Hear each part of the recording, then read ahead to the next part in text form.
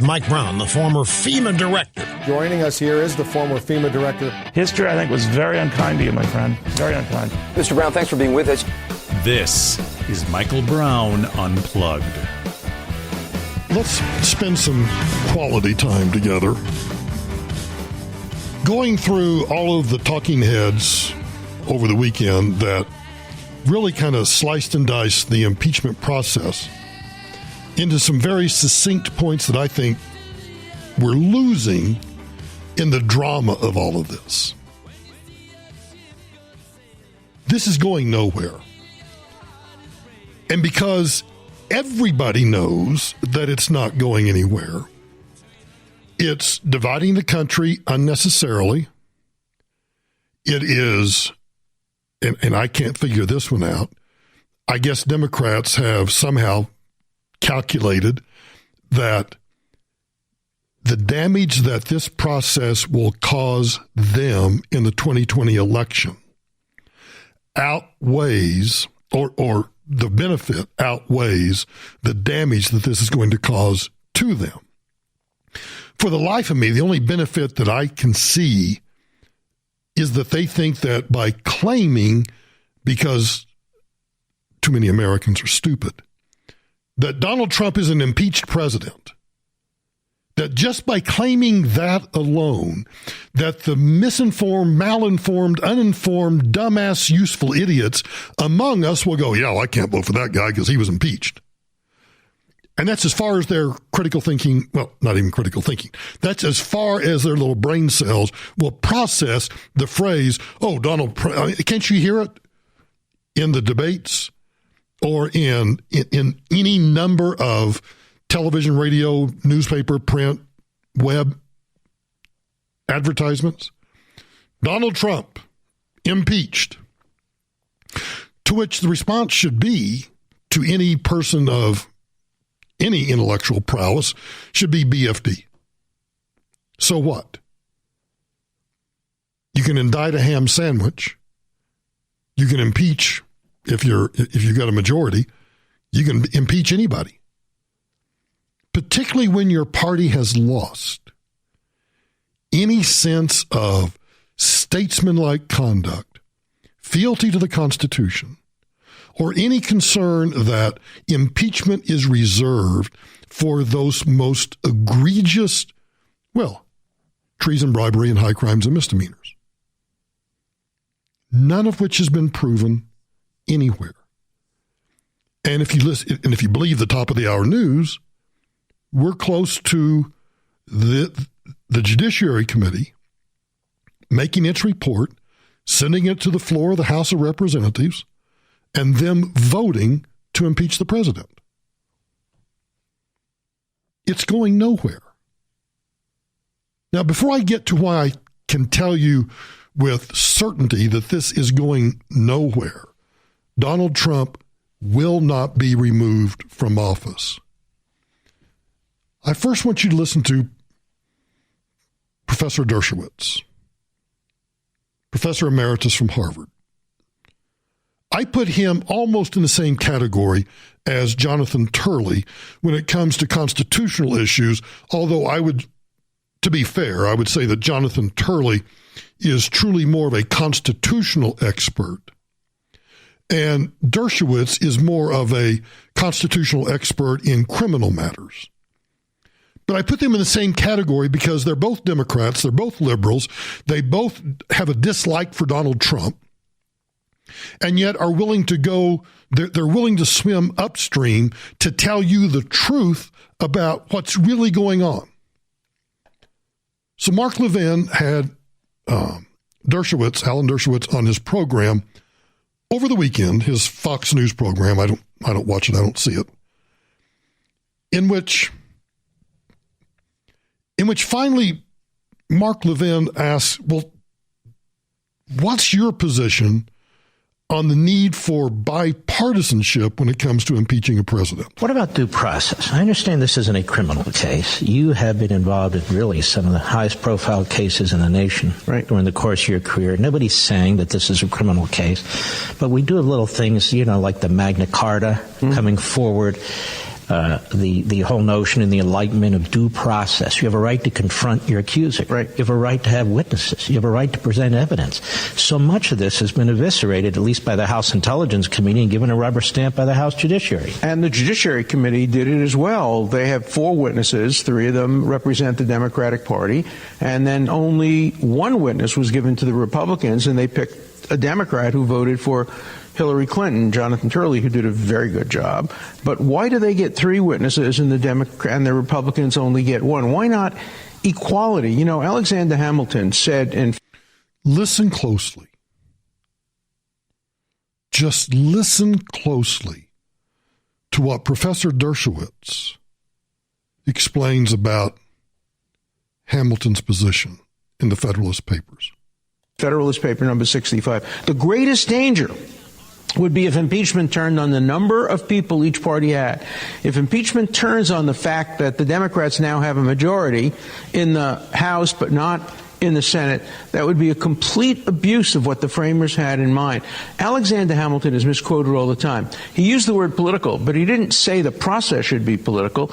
He said the crimes, treason, bribery, high crimes, and misdemeanor, are political in nature, but the process should be nonpartisan, and nobody should be impeached and removed unless there's an overwhelming bipartisan consensus. I'm not making that up. I'm quoting Congressman Nadler when Bill Clinton was being impeached. I opposed Bill Clinton's impeachment for the same reason that I opposed Donald Trump's impeachment. There was no widespread consensus. There was no clear high crime. What Bill Clinton committed was a low crime, a crime to protect his personal life, much like Alexander Hamilton. You know, when he was Secretary of the Treasury, he committed adultery, and then he paid extortion money. But when the extortionist said, we're going to charge you with using government funds, he said, no, that would be a high crime, using government funds to pay an extortionist. And he wrote an essay admitting his adultery, admitting his payment of extortion, but denying that he paid from government funds. Bam. There you have it. The founders didn't believe that what we're witnessing should be taking place. The founders believed that because we have 3 separate but equal branches of government, and we have a extraordinarily, I shouldn't say extraordinarily, but we have a complex, fair system of electing a president. We don't do it by popular vote because we know that would not be fair. It wouldn't be fair because most people forget that this country is, what's the name of this country? What's the name of this country? It's the United States of America. We are governed by 50 United States. And those 50 states have carved out, well, the original 13. The 50 states have given over to the central government, the federal government, certain limited enumerated powers. And within those states, when it comes to electing a president, the founders said, we're going to create a system so that large states and small states have as much of an equal voice in the election of a president as we can possibly muster. This is the beautiful symmetry of the Constitution that continues to this day to make me believe that it was divinely inspired. The founding fathers were, yes, they were brilliant, and I don't want to take away any of their brilliance. But to put together the kind of system that they did with such symmetry, the symmetry of the universe, has to have been divinely inspired. And so they created a system where every state gets in the lower house, the House of Representatives, that which is closest to the people, so we have elections every 2 years. That membership in Congress is apportioned based upon population.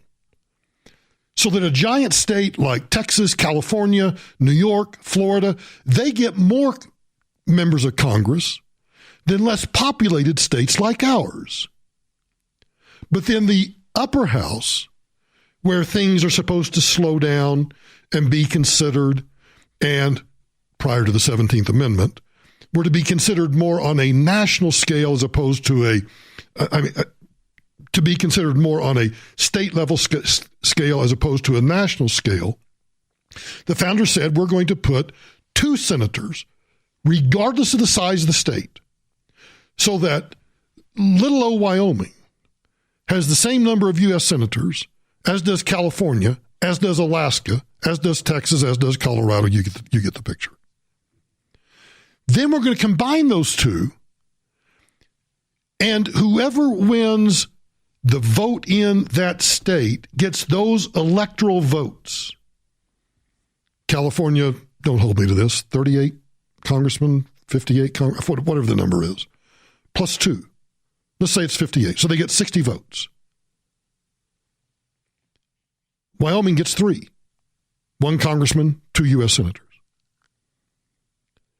That equals out and forces people running for office to campaign in as many states as possible to try to put together a combination of 270 electoral votes in order to win the Electoral College, in order to win the presidency. And the reason we do that is because, can you imagine the complexity and the fraud and the abuse if we had a direct election of the president based solely on just whoever votes in whatever state? The fraud and the abuse would be so widespread.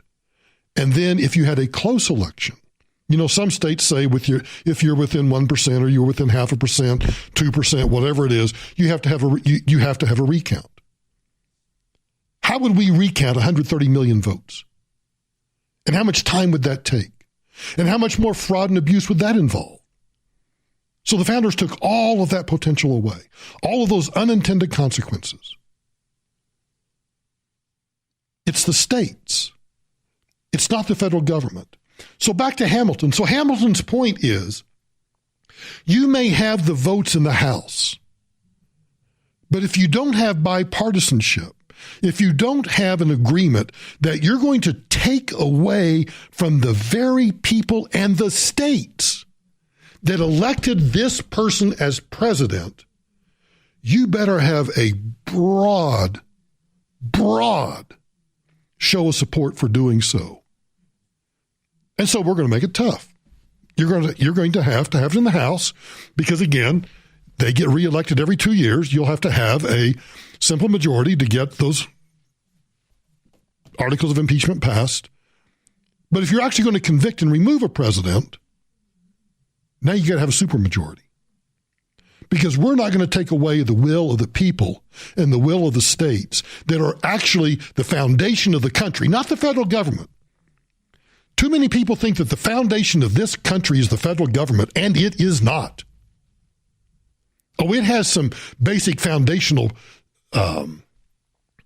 things that it has to do. Immigration, which it fails at. National defense, which it does fairly well.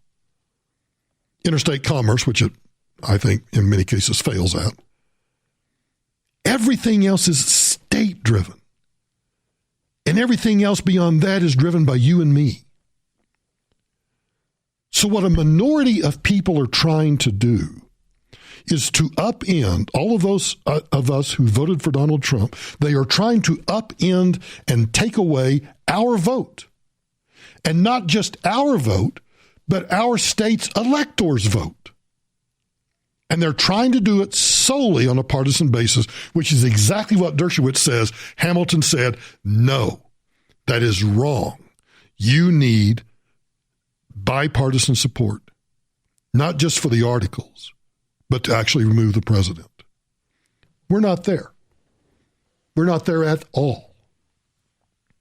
Which is why I go back to my suggestion last hour, that if I were advising the House, the Republican caucus, I would suggest to them that they at least consider or think about the idea of not participating.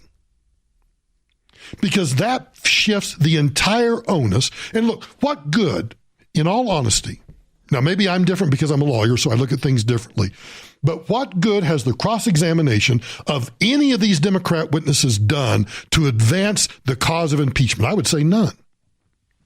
None. The only argument I can make that the cross-examination of the witnesses has done to show how foolish this is when Doug Collins today grilled the Democrat committee, the Judiciary Committee's counsel, Goldman, about how did Adam Schiff end up with the phone numbers of Devin Nunes, the House minority, the ranking member, the minority member. How did you get those numbers? And you could see it was a deer in the headlight look. He turned white as a sheet. And then Collins was so fed up with him dancing around. And I know what he was thinking, not Collins, the witness. The witness was thinking to himself, oh my God, do I invoke the Fifth Amendment here? I can invoke the Fifth Amendment. And he did. He came up with a really clever answer. I'm not going to reveal our investigative techniques. Really? So you're not going to tell the American public, you're not going to tell the Judiciary Committee how you as a staffer or how your chairman, your boss, ended up with phone records, ended up issuing a subpoena to AT&T and Verizon and got phone numbers of members of the press, members or witnesses, and members of the opposition party. You're not going to tell us that? No, we don't reveal investigative techniques. Game over. Game over. They are destroying themselves. They are destroying. As much as we like to make fun of Congress, as much as we like to eviscerate Congress as a body and individual members of Congress, I still have a respect for the institution. And what I'm witnessing is a destruction of that institution, the utter destruction of the House of Representatives. So, why do I say with certainty that this is going nowhere? When those articles of impeachment get passed by a Democrat majority and no Republicans on the House side, and they get sent to the Senate, they land in the lap of the chairman of the Senate Judiciary Committee, one Lindsey Graham of South Carolina. And he's made it clear. Well, the whole process is illegitimate in the House. It's not just a whistleblower. You don't want to create a situation where an anonymous person can start impeachment proceedings against the President of the United States. Bingo. Can you say it more succinctly? We don't allow that to occur in almost anything. At some point, you get to face your accusers. That's the fundamental fairness. That's the due process that we keep talking about. That's the procedural due process that I tried to explain last week. You can't get a parking ticket based on an anonymous allegation. The hearings were held behind closed doors. The Intel Committee gathered all the facts. The president's lawyer was never allowed to participate. They asked to call witnesses in the Judiciary Committee. I think this is a point that we gloss over way too much. All of this started with the House Intel Committee, and they held all of their hearings in secret. In secret. Wouldn't allow White House counsel present, claimed everything was classified, and then selectively leaked what they wanted to leak to a willing group of media yahoos that would then help them define the narrative. Oh. Sounds like something you would do in a communist country like Russia. Had one hearing in the committee with 4 law professors, and Nancy Pelosi said, we're going to move forward with the articles of impeachment. This is a joke of a process. It's dangerous to the country. It's the first impeachment scenario in the country started in-house, not with outside counsel. Whitewater prosecutor Ken Starr. You had Mueller looking at all things Russia and Trump. Good point. This is the first impeachment that has started other than with outside counsel, because Whitewater, you had outside counsel doing the investigation of Ken Starr, doing the investigation of Whitewater, doing the investigation of Hillary's cattle future trading, stumbled upon Monica Lewinsky, found the perjury. And I don't think Republicans should have done it. And I think if you talk to any of the House managers, they would say, including Lindsey Graham, who was one of them, Yeah, big mistake. We shouldn't have done it. Should not have done it. But the Mueller report, that was supposed to be the equivalent of Ken Starr. Bob Mueller was supposed to be, well, Bob Mueller, he's a Republican and he's Mr. Integrity and he's Mr. Mr. Good Guy and he'll get to the bottom of this and he's going to show Russian collusion and that will be the basis upon which we will impeach the President of the United States of America. And so 2 years later and 25 million, whatever amount of money he spent, zip, nada, nothing, just nothing. Oh, well, we got to find something else. Oh, I know. We got a guy. He'll remain anonymous. And then we'll have secret hearings down in the basement of the Capitol in the SCIF. Yeah, that's what we'll do. Had prosecutors in the Nixon case outside the system. This is being driven by Schiff and Nadler, Pelosi, partisan people. I think it's going to meet a quick end in the Senate. Why would it meet a quick end in the Senate? Chairman of the Senate Judiciary Committee. There's two ways to do this. In the trial, you can have the president present a defense to prove, in fact, that maybe the Ukraine was interfering in our election. Okay. Maybe you could do that. I'm not sure you would want to. The Russians stole the emails, not the Ukraine, but there's articles suggesting Ukrainian officials met with Democratic operatives in 2016. I don't know if that's true, but here's what I'm going to do with the trial. I'm going to try to get it over as quickly as possible, listen to what the House case, let them present their case, and if there's nothing new and dramatic, I would be ready to vote, and we can do all this other stuff through congressional oversight. And I think that's a brilliant point. Okay, so let them go through with their charade. Let them send their case over. We'll look at it in the Senate Judiciary Committee, and if there's any there, we'll vote on it. They'll vote on it anyway. But we'll vote on it and probably kill it if they don't come up with something new. But all of these other things, Ukrainian interference back in 2016, the whistleblower, all of this, we can investigate through our oversight process. Now, they can and they should. Doesn't mean that anybody's going to get prosecuted, but it might mean that at least we'll find out the truth about what happened. Lindsey continues. I am saying that I'm going to end this as quickly as I can for the good of the country. When 51 of us say we've heard enough, the trial is going to end. Boom. And that could happen. 51. You can start the hearing in the Judiciary Committee, and at some point the chair, Lindsey Graham, can go to Mitch McConnell and say, we've conducted a few days of hearings. We let them present their case. We don't have the votes. Let's take it to the floor and get it over with. The president's going to be acquitted. He may want to call Schiff. He may want to call Hunter Biden. He may want to call Joe Biden. But here's my advice to the president. If the Senate is ready to vote and ready to acquit you, you should celebrate that. And we can look at this other stuff outside of impeachment. Impeachment is tearing the country apart. I don't want to give it any more credibility than it deserves. That is a United States senator. I think it's dangerous. What he did, he was, I think, looking at Rudy and found out Rudy made some calls to these folks. So Rudy's not allowed to make these phone calls? No, he certainly can. But here's what I would tell Adam Schiff. Do you really want to start calling other members, Republicans, members of Congress in oversight? Do you want me to call you to the Senate as part of Senate oversight? Where does this insanity? Will you call him? I will not. Why? Because I'm not going to participate in things I think will destroy the country.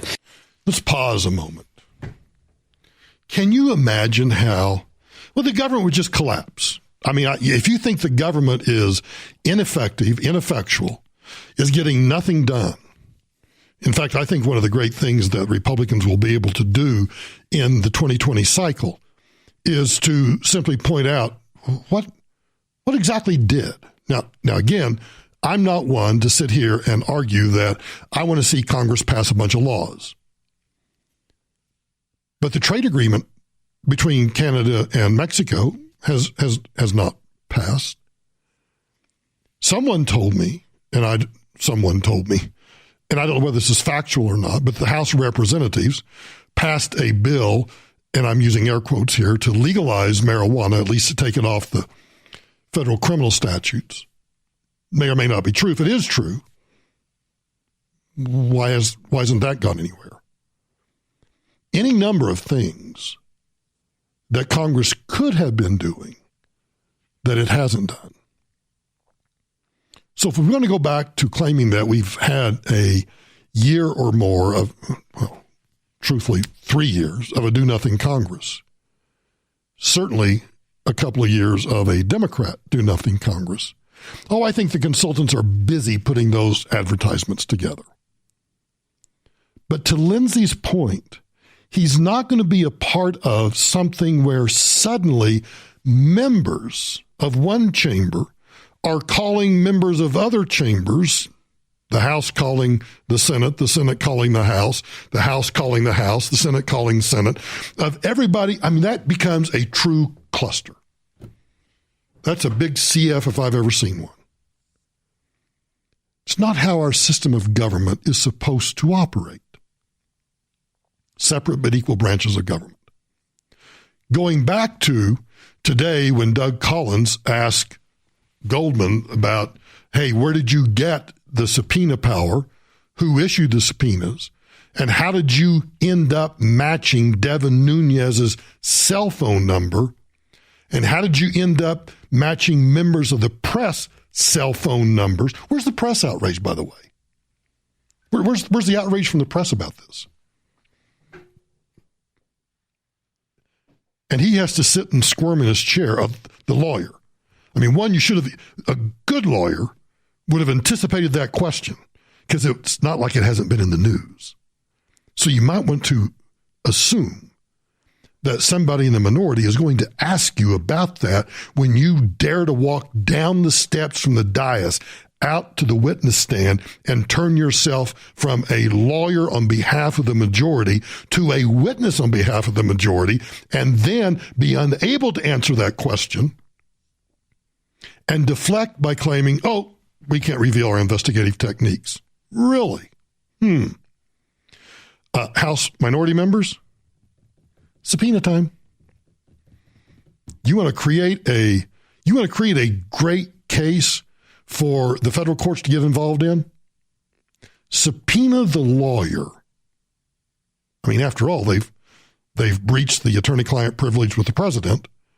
Why not? And this is where it becomes a scorched earth battle.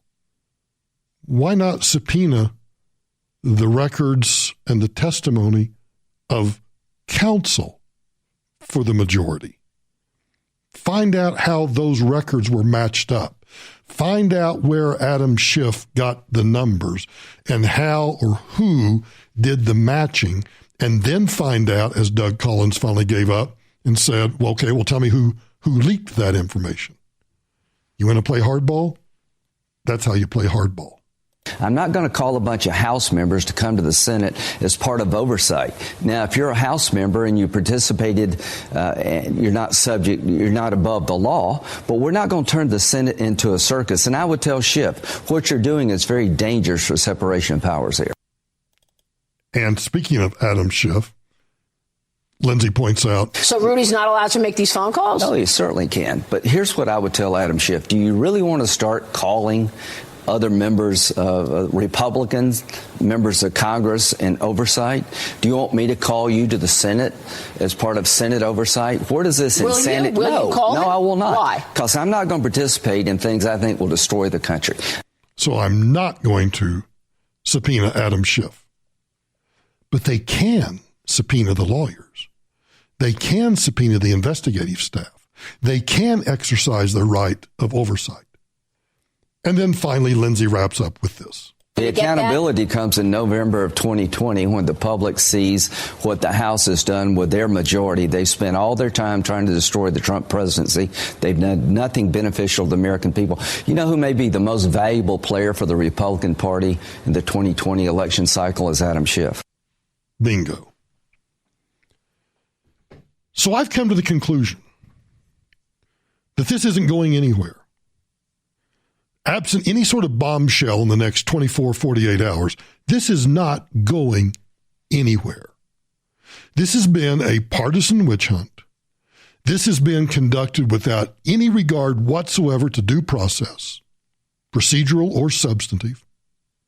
It has been done solely along partisan lines, and it has been designed solely to weaken the king, to weaken the president, so that when we start entering into the 2020 election cycle in just a few months, when we get to the Iowa caucuses and we're in full swing into the 2020 election, you realize it's not that far away. The Democrats will be able to beat their chests and say, in whatever commercials that will be in, it will drive you crazy. Every commercial run, every negative ad run will somewhere talk about Donald Trump was impeached, because they've made the political calculation. They can't beat him at the polls, so let's try to weaken him. They know they can't. They know as well as I know, as well as you know, as well as Lindsey Graham knows, they cannot remove him. There are no votes in the Senate to remove him. I shouldn't say no votes. There are not enough votes in the Senate to remove him. I'm sure that Elizabeth Warren, if given the chance, and Bernie Sanders would vote to remove him. But he's not going to be removed. So they've made the calculation. Let's put a couple of bullets in him that go through, that don't hit any vital organs, but make him weak, make him tired, and we'll run on a weakened president. I think they're in for a huge shock. I think they have stirred the hornet's nest, and the hornets are pissed off.